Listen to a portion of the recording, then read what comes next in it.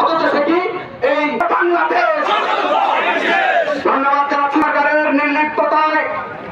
আমরা চাই বাংলাদেশে যত রাজনৈতিক দল আছে সকলেই সুন্দরভাবে ওই স্বৈরাচারের বিরুদ্ধে, রাজাকারদের বিরুদ্ধে সকলে ঐক্যমত প্রকাশ করে আগামী দিনে একটি গণতান্ত্রিক সরকার প্রতিষ্ঠিত করবে।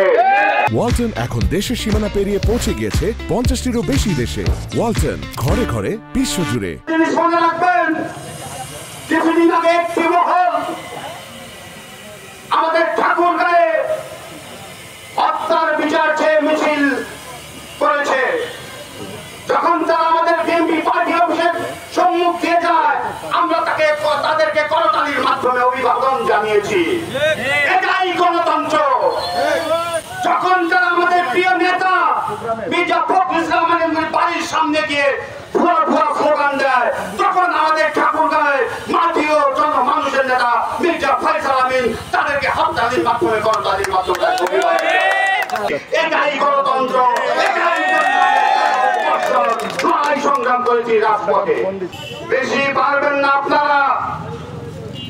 তারেক রহমানের নামে অপপ্রচার চালিয়ে যাচ্ছেন, কারণ একটাই, তারেক রহমানকে আপনারা ভয় পান। উনি যাতে দেশে না আসে, একটা অস্থিতিশীল পরিস্থিতি তৈরি করার জন্য বিভিন্ন মব জাস্টিস তৈরি করায় আপনারা লিপ্ত রয়েছে।